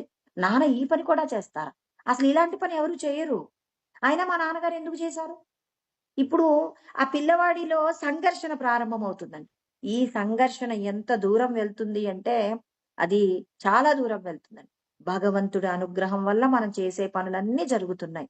ఏదైనా పొరపాటు జరిగితే, మనమేదో తప్పు చేసుంటాంరా, అందుకే భగవంతుడు ఇవాళ మనతో ఈ పని ఇలా చేయించారు. మనం సరి చేసుకుందామని చెప్పి, భగవంతుడి మీద గనక పూర్ణమైనటువంటి విశ్వాసం ఉంచామనుకోండి, ఆ విశ్వాసం ఏమవుతుందంటే, మనం పరమాత్మకు చేరువవ్వటమే కాదు, మనం మన పిల్లల్ని కూడా భగవంతుడి పట్ల భక్తిని కలిగించిన వాళ్ళమవుతాం కాబట్టి, ఏదో ఒక రూపంలో భగవంతుడి మీదైతే భక్తి ఉండాలండి.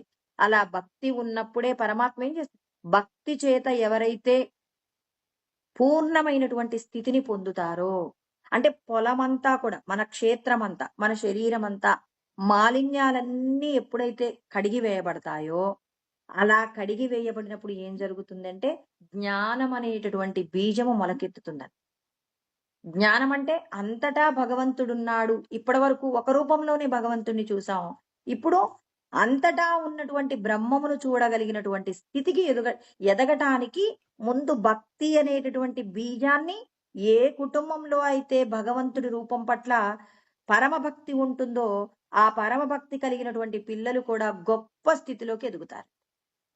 భగవంతుడి యొక్క నామమే పలకకుండా ఉన్నటువంటి కుటుంబంలో మరి జ్ఞాన బీజాలు పుట్టాలి అంటే అది పూర్వజన్మల్లో చేసినటువంటి ఏదైనా ఆ పాపపు కర్మ ఉండి ఆ పాపపు కర్మ చేత వాళ్ళు మరి భగవంతుడి నామం పలకకుండా ఉన్నన్ని రోజులు పాప కర్మలు చేసి తర్వాత వాళ్ళ యొక్క పాపం పూర్తయ్యాక భగవంతుడు ఇలాంటి వాళ్ళు ఎవరో ఒక్కరు ఉంటారండి, రేరుగా.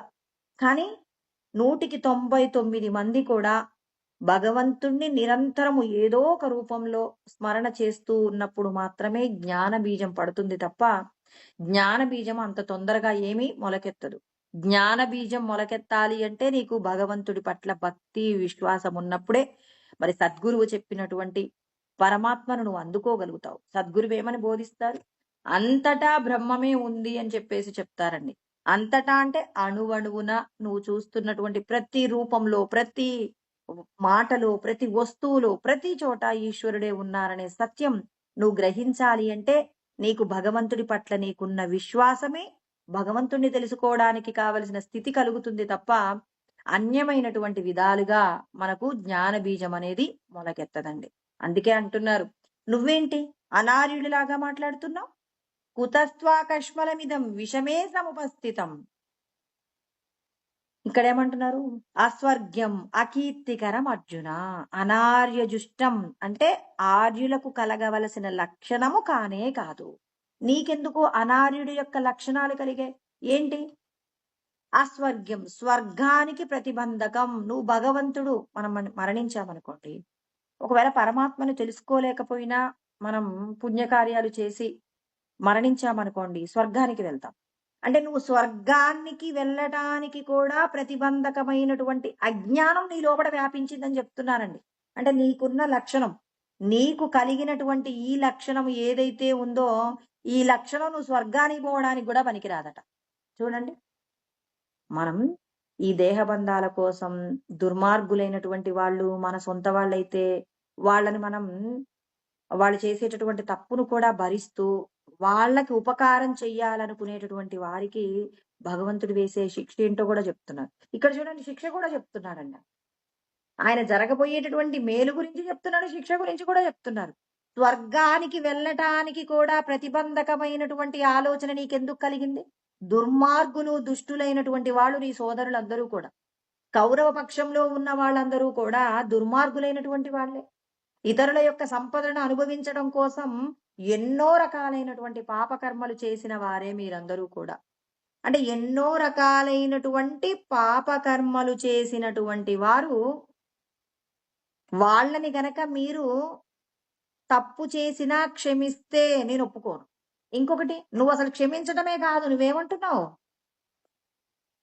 నీ సంపదలు కూడా దుర్మార్గులకి ఇస్తానంటున్నావు. అంటే మీరు అవతలి వారు చేసిన తప్పుని తప్పు అనటమే కాదు, ఆ తప్పుని అంటే మీరు తప్పు చేశారని ఎదిరించాలని పరమాత్మ అంటారండి. అలా ఎదిరించకపోగా నువ్వేమంటున్నావు? ఇంకా పైగా నీకున్న సంపదలన్నీ వాళ్ళకిచ్చి వాళ్ళ చేత ఇంకా పాపాలు చేయించడానికి నువ్వు వాళ్ళకేం చేస్తున్నావు? నీ రాజ్యాన్ని కూడా ఇచ్చేస్తావా? ఇలా చేయడం వల్ల నీకేం జరుగుతుందో తెలుసా? పాపము చేసినటువంటి వారిని ప్రోత్సహించినటువంటి వారికి కూడా స్వర్గానికి వెళ్ళటానికి కావలసిన స్థితి కలగదు. అంటే భగవంతుడు మనందరికీ ఏమైనా నీతి చెప్తున్నాడా? దుర్మార్గులైనటువంటి వారి పక్కన ఉన్నందుకు కూడా, ఇప్పుడు ఒక పశువు బురదలో పడుకుందనుకోండి, ఇప్పుడు ఆ పశువు పక్కన ఇంకో 4 పశువులు తిరిగాయనుకోండి, ఇప్పుడు ఏదో ఒక సందర్భంలో కొంతైనా బురద అంటించుకుంటాయా లేదా? అంటే ఇప్పుడు మనం సన్మార్గంలో ఉన్నాము, అయ్యో నేను దుర్మార్గుడి పక్కన ఉంటే ఏంటండి అని చెప్పేసి మనం దుర్మార్గుడి పక్కన తిరగడం ప్రారంభించామనుకోండి, ఇప్పుడు ఆ దుర్మార్గుడు చేసినటువంటి పాపములకు సంబంధించిన వాసనలు మన మీద కూడా ప్రభావం చూపుతాయట. అంటే ఒక గేదె బురద అంటించుకున్నప్పుడు దాని పక్కన ఉన్నటువంటి మిగిలిన వాటికి కూడా బురద అంటినట్టు, దుర్మార్గుల పక్కన ఉన్నందుకు మీరు చేసే కర్మలలో దోషాలు లేకపోయినా దుష్ట సాంగత్యం చేసినందుకు మీరు ఖచ్చితంగా స్వర్గానికైతే వెళ్ళరు చెప్తున్నారు. చూడండి, దుష్టుల యొక్క సాంగత్యము ఎంత ప్రమాదకరమైనదో చూడండి. వాళ్ళ యొక్క సాంగత్యంలో అంటే ఇప్పుడు ఒక 4 వ్యక్తులు దొంగలండి. ఒక వ్యక్తి కొత్తగా అక్కడ ఆ ఏరియాలో మరి రెంట్‌కొచ్చాడండి. రెంట్‌కొచ్చాడు. ఇప్పుడు మరి ఆ ఇంటి చుట్టూ ఉన్న వాళ్ళతోనే స్నేహంగా ఉంటున్నాడు. వాళ్ళెవరో దుర్మార్గులో ఇతనికేం తెలీదు. కొత్తగా వచ్చారు. వాళ్ళన్నీ కూడా దొంగతనాలు, ఇంకా చేయకూడని కర్మలన్నీ జేస్తుంటారు. ఇప్పుడు ఎప్పుడు చూసినా ఆ నలుగురితో పాటు ఇతను కూడా టీ స్టాల్‌కి వెళ్తే వాళ్ళతో పాటు వెళ్లి టీ తాగుతుంటాడు. ఎక్కడికైనా వెళ్తే నలుగురితో పాటు ఈయన కూడా వెళ్తూ ఉంటాడు. ఇప్పుడు వీళ్ళు పోలీసులకి ఏదో ఒక కేసు నిమిత్తం పట్టుబడ్డారు. వీళ్ళ వెంట ఎవరు తిరుగుతారంటే ఆ ఊళ్ళో ఉన్న వాళ్ళందరూ ఏం జెప్తారు? ఆ! పలానా వ్యక్తి ఈ మధ్యనే ఆ ఏరియాలోకి దిగాడండి. ఆ వ్యక్తి కూడా వీళ్ళ వెంటే తిరుగుతాడు. వీడికి గూడా అలాంటి లక్షణాలు లేకపోతే వీడు వాడెమ్మట ఎందుకు తిరుగుతాడండి? వాళ్ళెమ్మట ఎందుకు తిరుగుతాడు? అంటే, అయ్యో! నాకే తప్పు తెలీదండి. మా పక్కిళ్ళలోనే ఉంటారు వీళ్ళు. ఇంగ నాకు ఎవరు పరిచయం లేదు. వచ్చినప్పటి నుంచి వీళ్ళతోనే మాట్లాడుతుంటాను. అందువల్ల వీళ్ళతోనే కలిసి ఉండాల్సొచ్చిందంటే, లేదు లేదు. నువ్వు వీళ్ళతో ఉంటున్నావంటే నీ లక్షణాలు కూడా అవే అయ్యుండొచ్చని మరి పోలీసులు తీసుకెళ్తారు గదండీ! అంటే మనకి భగవంతుడి యొక్క ధర్మం శాస్త్రంలోనే చెప్పక్కర్లా. మనకి కూడా నిత్య జీవితంలో ఎన్నో రకాలైనటువంటి సంఘటనల ద్వారా దుష్టుడికి దగ్గరగా ఉన్నప్పుడు, ఆ దుష్టత్వానికి సంబంధించిన శిక్ష కూడా మనం అనుభవించవలసొస్తుందని మన నిత్య జీవితంలో చూస్తూనే ఉంటాం. అయినా ఏమో తోడబుట్టినటువంటి వాడు, ఏమో మా బంధువు, ఏం పోయిందిలే పాపం అని చెప్పేసి వాళ్ళని మనం ఏం చేస్తుంటాం? క్షమిస్తూ ఉంటామండి. భగవంతుడేమంటున్నారు? మీరు అలా క్షమిస్తూ ఉన్నంత కాలము వాడు ధర్మాన్ని తెలుసుకోలేడు. ధర్మాన్ని తెలుసుకోలేదు అంటే వాడి యొక్క జన్మను వృధా చేసుకోవడానికి మీరు కూడా ఎంతో కొంత ప్రయత్నం చేస్తున్నారు. మీకు తెలుసుగా? మీకు ఏది మంచో, ఏది చెడో తెలుసు కదా! మరి మంచి చెప్పడానికి ఎందుకు ప్రయత్నం చేయరు? ఇక్కడ ద్రోణాచార్యుల వారు, భీష్మాచార్యుల వారండి ఎప్పుడూ ధర్మాన్ని ఆచరిస్తూ ఉంటారు. వాళ్ళ పక్కన ఈ దుర్యోధనుడి పక్కన, వీళ్ళ పక్కన ఉన్నప్పటికీ కూడా ఎప్పుడు ఏం చేస్తుంటారు? ధర్మాన్ని బోధిస్తూ ఉంటారు. ధృతరాష్ట్రుడికి విదురుడు, సంజయుడు ఎప్పుడు జ్ఞానం బోధిస్తూ ఉంటారు. అలా జ్ఞానం బోధిస్తూ వీళ్ళు తామరాకు పైన నీటి బొట్టులాగా ఎప్పుడూ కూడా వీళ్ళెలా ఉంటారు? శుద్ధంగా ఉంటారండి. చూడండి వాళ్ళందరూ కూడా అధర్మపరులైనటువంటి వాళ్ళ పక్కనే ఉండి యుద్ధం చేశారు. కానీ ధర్మం కోసం అని చెప్పి ప్రాణత్యాగం చేశారు.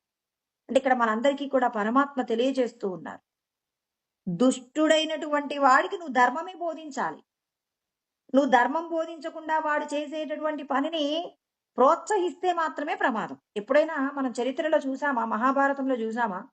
ద్రోణాచార్యుల వారు, తర్వాత భీష్మాచార్యుల వారు ఎప్పుడైనా దుర్యోధనుడిని ఎప్పుడైనా ప్రేరేపించారా? పాండవుల మీదకి యుద్ధానికి వెళ్ళండి. ఇంకేదైనా పాపపు కార్యం చెయ్యమని చెప్పేసి ఎప్పుడైనా ఎదిరించారా? కానీ ఎప్పుడు ధర్మమే చెప్పారు కాబట్టి వీళ్ళందరూ కూడా బురదలో ఉన్నప్పటికీ కూడా తామరాకులాగా స్వచ్ఛంగా ఉన్నారండి. ఇప్పుడు ఎప్పుడూ కూడా ధృతరాష్ట్రుడి సభలో ఉన్నప్పుడు మరి సంజయుడు, విదురుడు కూడా పొగుడుతారనమాట. కానీ ఎప్పుడైతే సభ పూర్తవుతుందో అప్పుడు ఒంటరిగా ఉన్నప్పుడు వెళ్లి ఆయన చేసిన పొరపాట్లన్నీ కూడా కడుగుతారు. "నువ్విలా చేయకూడదు. మీ యొక్క తమ్ముడు కొడుకుల్ని మీరింత ఇబ్బంది పెట్టకూడదు. వాళ్ళకివ్వవలసినటువంటి రాజ్యాన్ని మీరిచ్చేయాలి. ఇవ్వకపోతే చాలా ఆహ్, ఇబ్బంది పడతారు. మీరు చాలా పాపం చేస్తున్నారు. భగవంతుడి యొక్క శిక్షలో మీరు కూడా అర్హులవుతారు." ఇలా ఎన్నో రకాలైనటువంటి విషయాలన్నింటినీ కూడా బోధిస్తారు. అంటే ఎంతో జ్ఞానాన్ని బోధిస్తారు కాబట్టి, దుర్మార్గుడు పక్కన ఉన్నప్పటికీ వాడి యొక్క దుర్మార్గాన్ని వాళ్ళు ఎప్పటికీ కూడా ఆచరించలేదు కాబట్టే వాళ్ళందరూ కూడా సన్మార్గాన్నే పొందారు. ఈ శ్లోకం గురించి ఇంకా రేపు వివరణ తెలుసుకుందామండి. ॐ सहनाववतु सहनौ भुनक्तु सह वीर्यं करवावहै तेजस्विनावधीतमस्तु मा विद्विषावहै ॐ शान्तिः शान्तिः शान्तिः ॐ आप्यायन्तु ममाङ्गानि वाक्प्राणचक्षुः श्रोत्रमतो बलमिन्द्रियाणि च सर्वाणि सर्वं ब्रह्मोपनिषदम्मा अहं ब्रह्म निराकुर्याम्मा मा ब्रह्म निराकरणोद निराकरणमस्त्वनिराकरणं मे अस्तु तदात्मनि निरतेया उपनिषत्सु धर्मास्ते मयि सन्तु ॐ शान्तिः शान्तिः शान्तिः